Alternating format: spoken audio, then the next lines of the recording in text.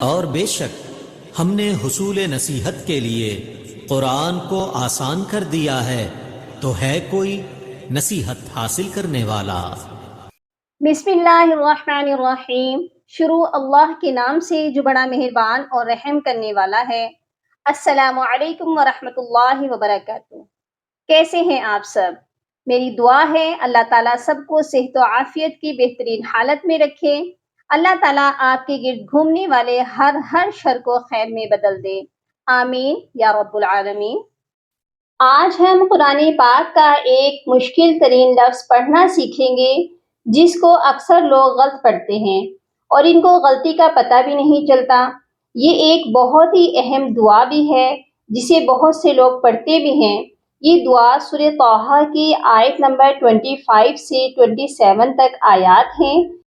تو چلیے آج ہم اس پوری دعا کو ہی تجوید اور مخارج سے پڑھنا سیکھتے ہیں تاکہ جس مقصد کے لیے یہ دعا پڑھی جاتی ہے وہ مقصد بھی پورا ہو سکے۔ تو اینڈ تک میرے ساتھ رہیے گا تاکہ آج آپ کو یہ دعا مکمل طور پر تجوید کے ساتھ زبانی یاد ہو جائے۔ تو چلیے کلاس سٹارٹ کرتے ہیں۔ اعوذ باللہ من الشیطان الرجیم، بسم اللہ الرحمن الرحیم۔ قال رب اشرح لی صدری، قاف کو موٹا کر کے پڑھیں گے، اور ربی، را کو بھی ہم نے موٹا کرنا ہے، با کو شین کے ساتھ ملا کر پڑھنا ہے۔ اس ورڈ میں مسٹیک کیا ہوتی ہے؟ ربی شرح لی اکثر لوگ اس کو پڑھتے ہیں، شین کے اوپر کوئی بھی حرکت نہیں ہے، شین ساکن ہے۔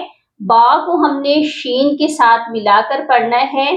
ربش، ربش راح لی نہیں پڑھنا، یہ پڑھا جائے گا ربش راح لی۔ را کو بھی ہا ساکن کے ساتھ ملانا ہے، یہ راح لی بنے گا۔ میرے ساتھ ساتھ آپ بھی اس کو پڑھیے گا۔ قال رب اشرح لی صدری،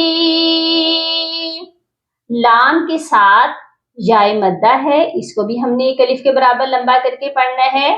اور صدری، یہاں پر دال جو ہے ساکن ہے، یہاں پر قلقلہ کریں گے، اور ری، اس کے بعد جائے مدہ ہے، اس کو ہم نے ایک الف کے برابر لمبا کر کے وقف کرنا ہے۔ ٹھیک ہو گیا؟ نیکسٹ آیت پر چلتے ہیں۔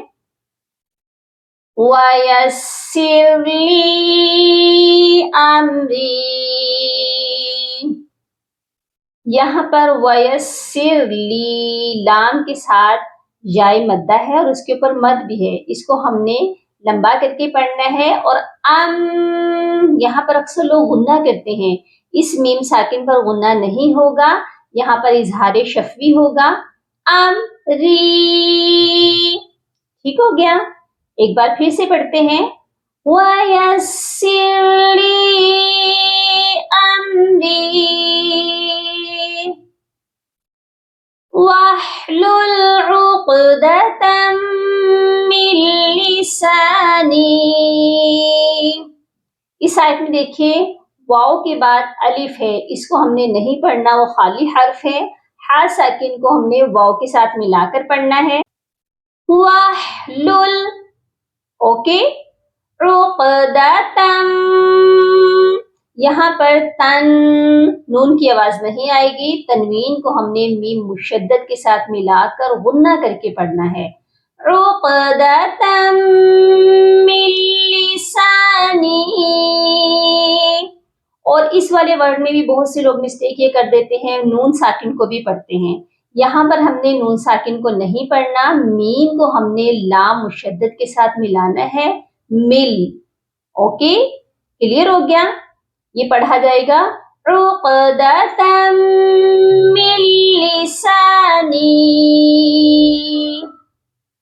نیکسٹ ہے یفقہوا قولی،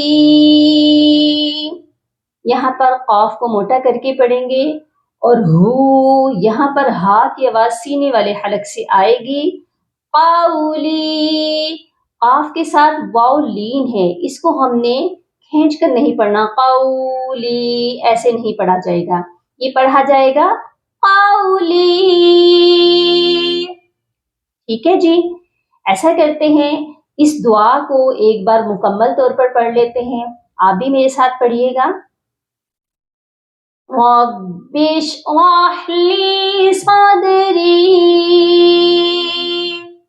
ویسر لی امری